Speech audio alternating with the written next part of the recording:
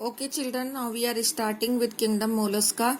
As I told you all the characteristics, but now I am here explaining one after the other. This is the second largest class of animal kingdom. Their habitat is terrestrial or aquatic. Their organization is organ system. Nothing new in this. Body wall triploblastic. Symmetry is bilateral symmetrical.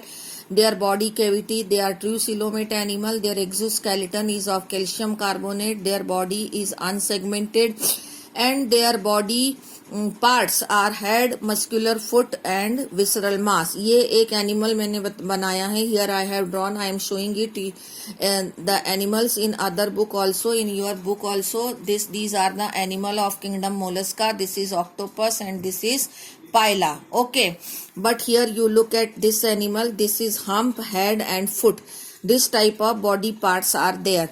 And mantle is a very important part. A spongy layer is present over this hump and we can even draw it. अगर बनाना ही चाहते हैं तो हम उसके ऊपर यहाँ बना भी सकते हैं कि like this is a spongy layer which is called as mantle. और इस mantle और इसके बीच में जो ये cavity है, this cavity is called as mantle cavity. It is called as mantle cavity. Okay, which is been described here, mantle cavity and mantle. Then respiration and excretion, इन दोनों के बीच में यहाँ पर gills हैं which are performing the function of both respiration and excretion. And then circulatory system is again open type. Now the special feature कि इनका जो digestive system है, as I somewhere here I have written, the digestive system is complete, but in that there is a mouth contains a respiring organ called radula. जगह नहीं बची थी, इसको सबसे लास्ट में लिखा है, but it is the most important part which is called as what, radula. Then it comes the other symptoms, other character of this class. Other character of this class are sexes. Sexes are sexual, that means they are dioecious animal. They are oviparous and their fertilization can be internal or external. Their development can be direct or indirect. If indirect development, then Glochidium, Trochophore and Veliger larvas are there. And example are Unio, Pila, Coiton and Octopus. Okay, ये मैंने आपको अभी book में भी दिखाए हैं इसके example. इसके बाद में आ रहा है class Echinodermata. It is characterized by spiny skin animals and they are spiny skinned.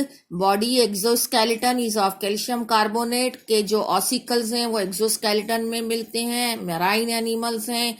organ system level of organization है. radially symmetrical है. larva bilateral symmetrical है. triploblastic है.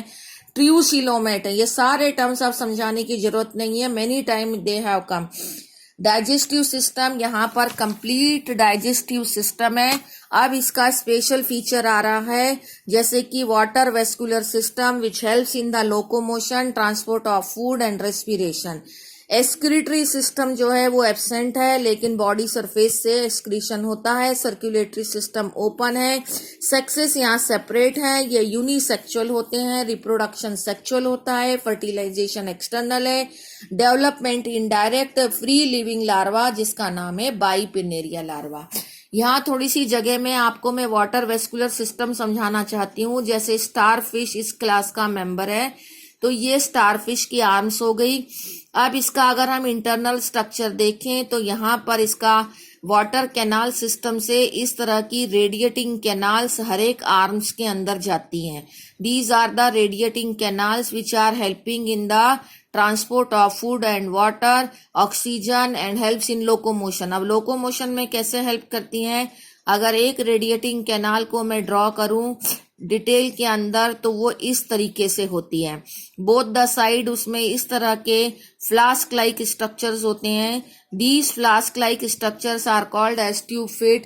When they filled with water, then they provide a thrust to the animal and so that the animal move upward and forward. So these are tube feet which helps in the process of locomotion and they are the part of the water vascular system. ये इसका special feature है starfish का यानी कि Echinodermata का. Okay, अब आपको class देखनी है that is class hemichordata. Class hemichordata जो है that class as I told you कि ये कैरेक्टराइज्ड होती है हाफ कॉर्डेट्स के नाम से. तो ये आपको मैं अभी पहले कॉर्डेट का पिक्चर दिखाती हूँ, देन यू विल अंडरस्टैंड जो अभी मैंने आपको प्रीवियस वीडियो में बोला। कॉर्डेट का क्या फीचर है, लुक एट हियर, कि इनमें ये नर्व कॉर्ड डॉर्सल साइड में है और ये नोटोकॉर्ड है, ये पोस्ट एनल टेल है, ये गिल स्लिट्स है।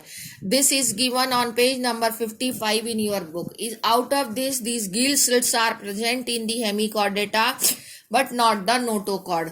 So here I have written the characteristics of hemichordates, that they are totally marine.